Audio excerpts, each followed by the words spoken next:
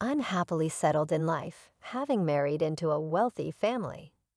While Mason mockingly remarked on my seemingly simple lifestyle as we sat in the hotel lobby, his sharp voice cut through my calm, taunting me with his latest update. He boasted about his new wife, who is none other than the daughter of the president of Goldsmith Enterprises. Mason's laughter, tinged with pride, filled the air, but it was the mention of Goldsmith Enterprises that grabbed my attention. I knew that name but couldn't quite place it at first. Then it clicked. Mason continued to gloat, unaware of the humor I found in his boasting. My name is Patricia, and I'm 37, living contentedly with my husband, Mason. I work in my family's real estate business, handling mostly administrative duties, while my father, the president, oversees major strategies. As an only child, I'm expected to one day lead the company.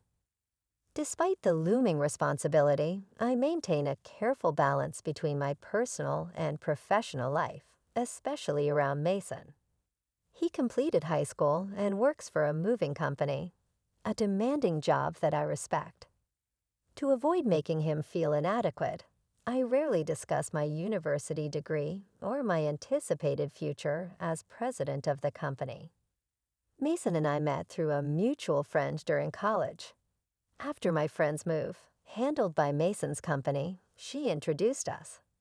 Initially, Mason was interested in her, but after she turned him down, we got to know each other. His easygoing nature complemented my meticulousness, and our relationship flourished. We married in our late 20s after a brief courtship.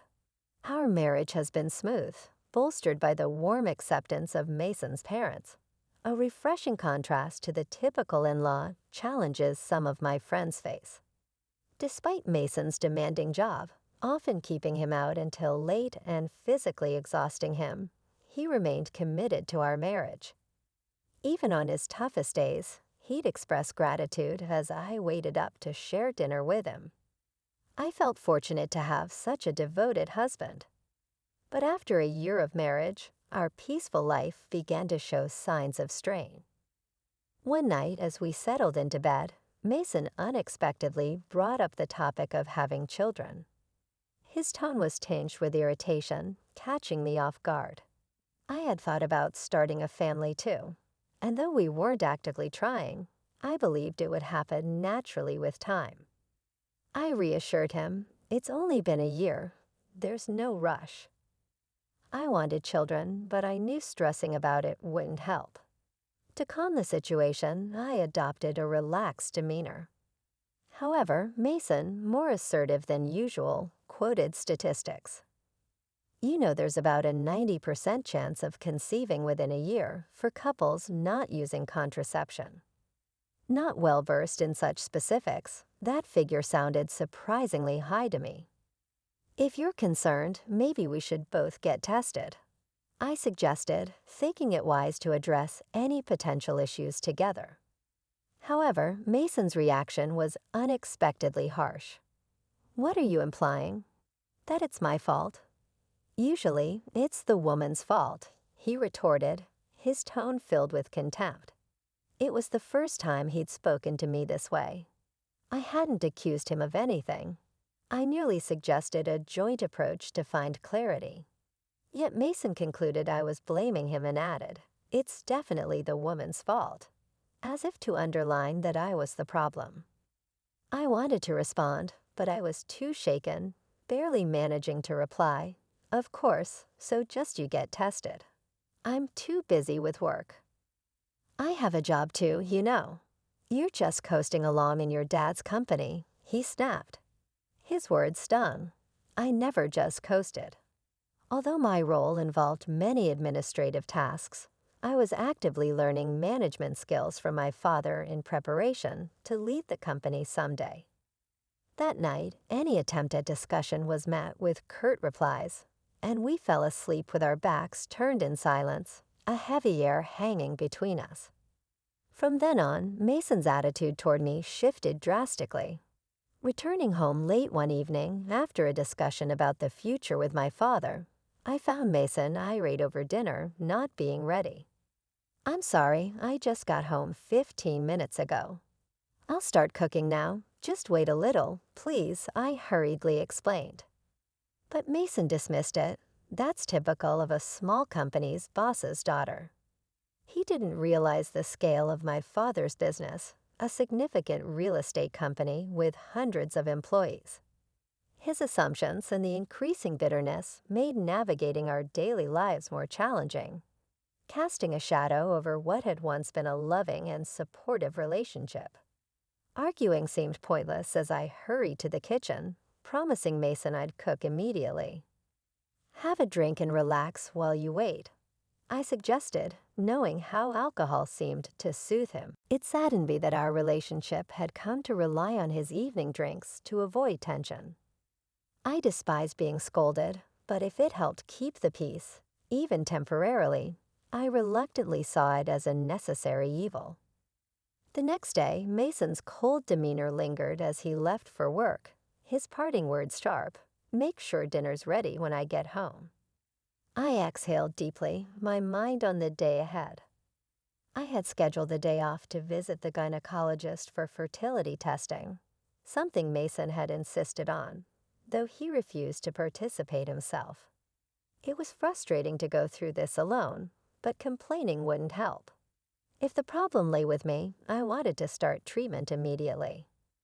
Understanding that fertility could decline with age, I was eager to address any issues soon. The clinic was crowded, and I waited an hour before my examination.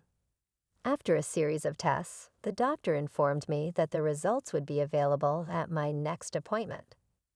The possibility that I might be the one with fertility issues was daunting, but I was ready to take whatever steps were necessary.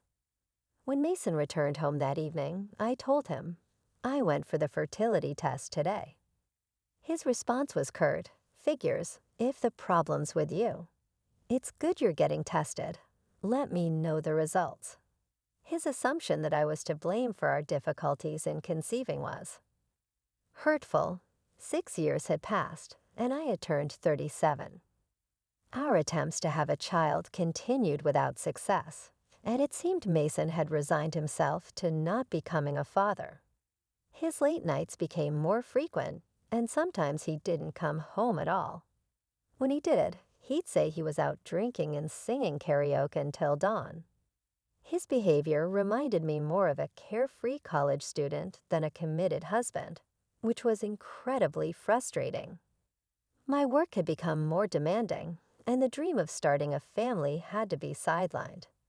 But Mason's recent actions were becoming intolerable. His disregard for our life together was painfully obvious. One day, after Mason left the house on his day off, I noticed he had forgotten his smartphone in the living room. I picked it up, intending to place it in his room, but it rang just then. The caller ID displayed a name, Diana. Assuming she was a colleague, I answered to let her know Mason had left his phone at home. "Hey Mason, you're late. I've been waiting for 50 minutes. Hurry up or we'll miss the park opening." "We haven't had a date in so long," a flirtatious voice said from the other end. The mention of a asterisk date asterisk stunned me, and I quickly hung up, my heart racing. This woman wasn't just a colleague. She was someone Mason was seeing romantically. Holding his phone, proof of his infidelity, clenched in my hand, I felt a mix of shock and anger. While I struggled with potential infertility, Mason had been carelessly engaging in an affair. His recent distance suddenly made sense, and I stood there trembling with indescribable anger at the betrayal.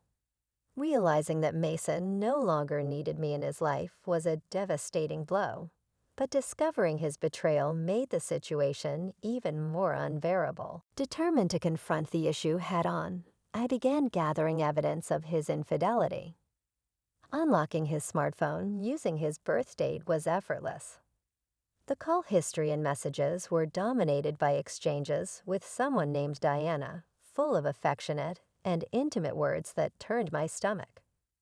I meticulously documented everything, taking photos with my phone before returning his device to its usual spot, acting as if nothing had changed.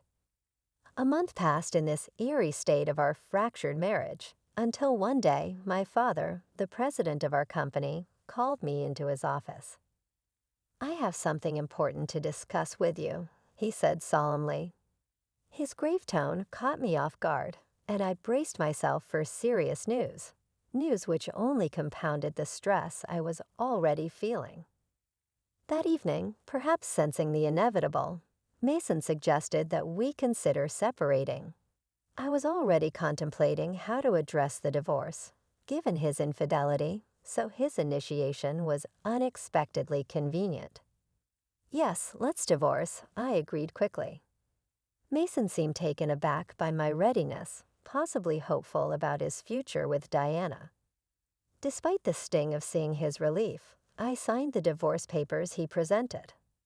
"I can file these tomorrow. I'll be leaving this house," he said nonchalantly. "Are you sure about the mortgage?" I asked casually, suspecting that he hadn't fully considered his financial situation without me. His job was demanding but not lucrative, and I doubted his ability to manage the mortgage payments on his own. Nevertheless, he was confident, or perhaps just naive. Given his betrayal, I felt no obligation to ease his transition. I moved back to my parents' house a few days later. They were initially worried about my well-being, but became furious when I explained Mason's infidelity. They supported my decision to leave him, reassuring me repeatedly that parting ways was the best course of action. Throwing myself into work, I tried to move past the emotional turmoil of my failed marriage. A year flew by in a blur of commitments and projects. One evening, seeing how engrossed and tired I had become, my father suggested a break. "Why don't you take a trip?" "It's going to get busy starting next month," he advised, concerned about my well-being. Grateful for the suggestion and feeling mentally exhausted, I decided to take a solo trip to the Northeast, craving a change of scenery and some peace. The air in the Northeast was crisp and refreshing, seeming to cleanse my weary soul. I interacted with locals who were incredibly kind and helpful, gradually mending my spirit. I booked a stay in Los Angeles at a renowned hotel, deciding to indulge in the best experience possible. After checking in, I relaxed in the lobby with a welcome drink, the fatigue from my journey melting away. I felt so at peace that I half-joked about moving to Los Angeles. Just then, a familiar voice pierced through the calm. Hey, what are you doing here?" I turned, startled, to find Mason entering the lobby with 2 large suitcases. The unexpected encounter with my ex-husband was the last thing I anticipated on this healing journey. Surrounded by the elegant charm of the Los Angeles hotel lobby, I felt a sudden jolt of reality as I spotted Mason entering with a young woman on his arm. She looked to be in her early 20s, with flawless skin, bold makeup, and striking red nails that contrasted sharply against the northeastern weather. Her attire was bold too, a short skirt despite the cold. My eyes locked on them in disbelief. "Why are you here? And who is she?" I couldn't help but blurt out, my curiosity getting the better of me, despite my doubts about wanting the answers. "Oh, let me introduce you," Mason said with a hint of excitement I hadn't seen in a long time. "This is Diana, my new wife. We're on our honeymoon. And guess what? She's the daughter of a wealthy businessman." The name Diana hit me like a wave. She was the same Diana from the phone call months ago.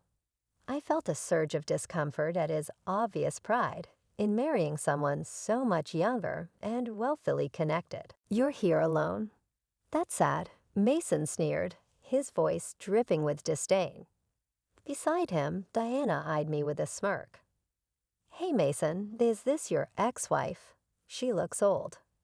"Hurry up with the check-in," she said, her tone sharp, irritated. I managed to keep my composure as Mason nonchalantly draped an arm around her, boasting, "Yeah, I'm set for life now, marrying into money. You keep struggling in your modest life." Mason's high-pitched laugh cut through the serene atmosphere of the lobby, a stark contrast to the tranquility I had been enjoying. He continued to flaunt his new life. "Yeah, Diana is Goldsmith's daughter. You know, Goldsmith Enterprises," he added, seeming overly proud. The mention of Goldsmith Enterprises rang the bell. I recalled it just as Mason's face lit up with childlike glee. "Impressive, huh? Her family's loaded. They even paid off our house mortgage." "Quickly, thanks for making the divorce easy, Patricia," he said sarcastically. "Yeah, I know them. They're in that big building downtown, right?" "I've been there," I replied calmly, barely fazed by his remarks. Mason looked surprised. "Oh, you've been there? Well, her family owns a huge company, so breaking up with you was the right choice," he smirked maliciously. I nodded, still calm. "That building. It's part of our real estate holdings," I mentioned casually, as if recalling a minor detail. "What do you mean, asterisk our asterisk real estate?" Mason and Diana chimed in together, both perplexed. "That building is rented by my father for his most prestigious office. I'm not sure if your company is involved in real estate, but it's certainly not a shabby building," I explained with a serene tone. Their skepticism was palpable. I paused, knowing there was no turning back. "Yes, I know how grand it is. I was there when my father purchased that building for about $500 million recently. He was complaining about a tenant not paying their rent. Turns out it was your company. In fact, my father is a real estate magnate with assets worth $5 billion, and that building is one of them. Goldsmith Enterprises has been the tenant for the past few months, and they haven't paid their rent," I revealed, watching their reactions closely. Diana burst out laughing, disbelief written all over her face. "That can't be true. Our company's doing great," she claimed, still laughing. But the shock in her eyes told a different story. Despite the shock of seeing Mason with his new wife, I was determined not to be drawn into their drama. Yet Diana's loud claims that their company could surely pay the rent echoed around us, hinting at denial or deceit. Her tone was dismissive, suggesting I was lying just to create discord between her and Mason. Realizing a simple conversation wouldn't suffice, I pulled out my smartphone right there in the hotel. "Lavi, I'm here with the daughter of Goldsmith Enterprises," I told my dad over the phone. "Can you send me a photo of the rent reminder notice?" Within moments, my father sent a clear image of the notice addressed to Goldsmith Enterprises, showing 4 months of unpaid rent. I showed the image to Mason and Diana, doubting they could dismiss it as fake given the immediate proof. "See, if you don't pay soon, we might have to consider legal action." "What are you going to do?" I asked calmly. Diana's confidence wavered as she mumbled, "Come to think of it, Dad has been stressed lately, talking about slow sales and firing a lot of employees." Mason, however, seemed to spiral into denial, accusing me of fabricating the story to split them up. "You're just trying to trick us and tear us apart, aren't you? You're still that kind of person, trying to get back at me for remarrying. Your tactics are dirty," he shouted, causing me to step back, shocked by his loud, accusing voice. His words brought back painful memories of our marriage, of all the harsh things he had said when things got tough between us. But now, standing here, I was no longer the person who took his words silently. "What are you even saying, Mason? Do you really think I still have feelings for you? How foolish. I've long been over a man like you. In fact, I feel sorry for Diana getting caught up with someone like you," I said, my voice steady but firm. "Did you marry her just for her money? You had shallow reasons for marrying me too. like wanting to get married quickly and wanting kids. And who was it that left me when he found out we couldn't have kids? Who called me useless for being infertile? You're to blame for all of it, yet you think I still have feelings for you. You must be out of your mind. Mason's face turned red with anger. You're just an arrogant old hag. You probably can't even get married or have kids anymore. Diana and I are planning to have fun making a baby after this trip, he retorted, his voice thick with desperation. It was then I decided to reveal the truth to finally put an end to his assumptions. Oh, I didn't mention it, but I'm 5 months pregnant. I'm in the stable phase of my pregnancy, so my dad suggested I take this trip to relax. I revealed calmly. That's right. After our divorce, I found someone who truly supports me, my boss at work, who happens to be a subordinate of my father. He has been a great support, both personally and professionally. I found out I was pregnant just 5 months ago. It was a quick marriage, but my company and my father celebrated it grandly. Mason's face fell, his earlier bravado evaporating as he processed the news. You're pregnant. So were you using birth control? The question was absurd, and I couldn't help but feel a mixture of pity and relief as I looked at him. My life had moved on from the chaos he brought into it. Now more than ever, I was sure of my path forward, strengthened by the support of my new husband and the imminent responsibility of leading my father's company, especially as he planned to retire soon due to health reasons. My future, though once intertwined with Mason's, was now firmly my own, filled with new beginnings and free from his shadow. Mason's confusion was palpable as he stomped his feet, bewildered by the revelation. Birth control? I never did that. Remember, I told you I had infertility tests at the clinic, and they found no issues. So the problem wasn't just with me. I said, my words blunt and to the point. His face contorted with the realization. Does that mean Diana and I can't have kids? Why did I divorce you to marry Diana? He muttered to himself, his shoulders slumping in defeat. What do you mean? Why? You felt betrayed knowing he was infertile, Diana snapped back, her anger flaring at Mason's self-centered logic. Realizing I had no reason to engage further, I delivered my final statement. That's why, from now on, please keep your affairs separate from mine. Regarding the rent for Goldsmith Enterprises, I expect full payment if you intend to continue leasing the building. Please settle the overdue rent soon. Otherwise, we'll need to pursue legal action. I have nothing more to say to you. Goodbye. With that, I left Mason and Diana in mid-argument and confidently returned to my hotel room. Upon my return from the trip, my husband greeted me with a warm smile. Welcome back. Sorry I couldn't help around the house. Was everything okay? Of course, it was fine. I'm just glad you got to relax, I replied. His smile was genuine and comforting. Since marrying my current husband, I felt reassured daily, and thoughts of Mason had faded into the background. After that incident, I didn't see Mason again, but through my father's contacts, I learned that Mason and Diana's situation had worsened. Despite his initial belief that he was marrying into wealth, Mason discovered that Goldsmith Enterprises was steeped in debt. News had spread across TV channels about an employee at Goldsmith Enterprises embezzling millions from clients. Diana's father had known about the fraud but attempted to cover it up to protect the company's reputation. However, once the scandal became public, Goldsmith Enterprises' stock plummeted and the company lost its credibility. A mass exodus of employees followed. In such a dire state, it was clear they couldn't possibly cover their rent, let alone recover from the scandal.